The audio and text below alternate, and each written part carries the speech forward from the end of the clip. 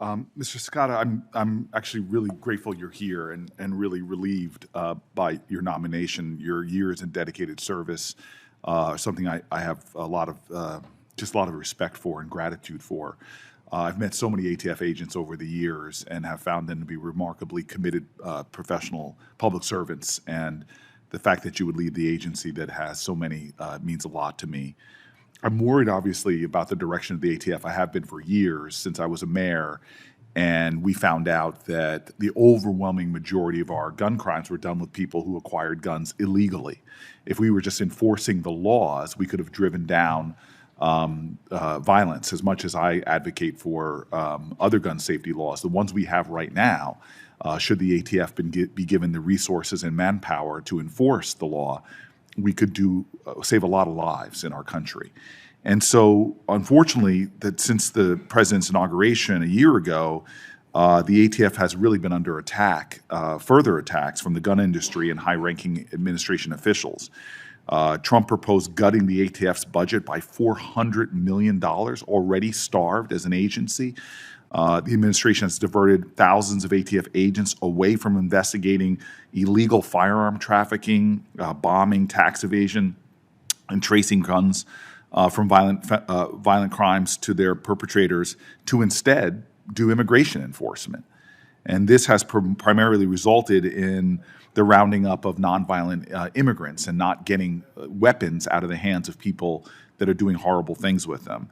The administration even suggested eliminating the ATF altogether, which is stunning to me to hear this administration wanting to defund the police that do some of the most important work for keeping us safe. And so I have a few questions just about the direction of the agency.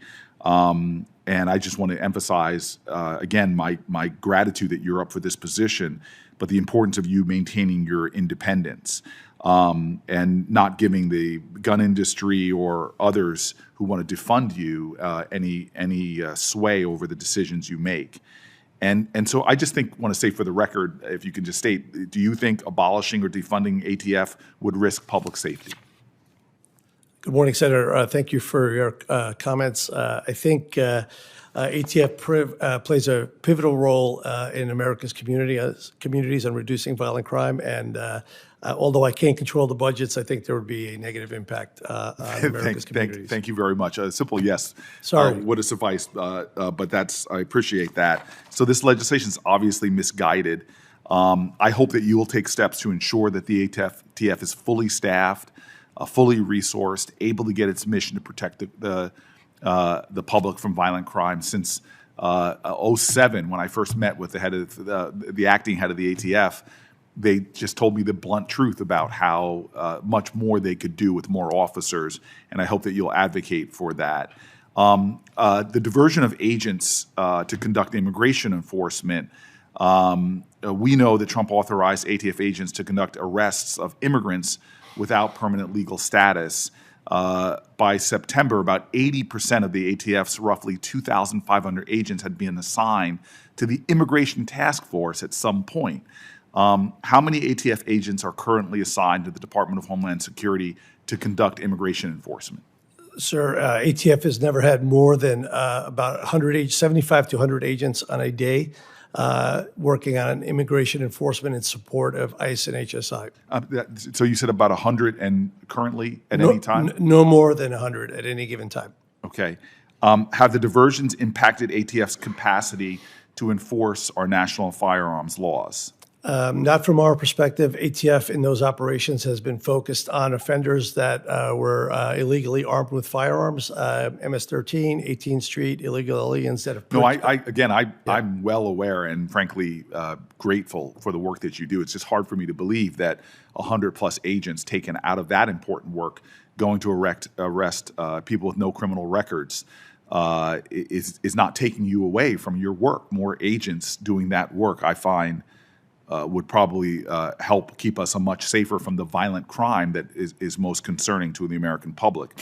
I'd like to enter into the record an article from The Trace, which quotes David Hamilton, a former senior special agent who retired in 2021. He said, and I quote, "It is hugely disruptive You work on a complex federal investigation for years in the making, which includes covert gun buys and intercepts and wiretaps. Now they're being told you can't work at all on that investigation for an indefinite period of time. Most of those leads are going to die on the vine. That's a former agent that has a lot of experience that counters this testimony that taking that many agents away doesn't undermine your mission. I want to ask one last question. Previous administration. Without objection, the documents made a part of the record. I'm so grateful for you, sir. You're welcome. I'm grateful for you. I'd be more grateful if you begin to wrap up, my good friend. I will wrap up with this last question. You with a gavel is a terrifying thing, so I'm going to remove myself as quickly as possible. I've got the gavel now. I just please don't throw it at me, sir. I know your arm's pretty good. I wouldn't do that. Okay, the last question, then I'm done. Previous administrations have released data about dealer inspections and trafficking investigations initiated by ATF at regular intervals. None of that data has been released during the past year of this administration. Is that something you're willing to do under your leadership? How many dealer inspections has the ATF conducted since January 2025? Briefly, sir. Yes, sir. I don't have the number of inspections that we've conducted with me, but we can provide you with that answer after the hearing. We've continued to do dealer inspections uninhibited. I would like to put on the record, I have no clue who Mr. Hamilton is, and I've been here for 21 years almost. And I'll go back to 1994 when I was a task force officer working with ATF, so almost 32 years.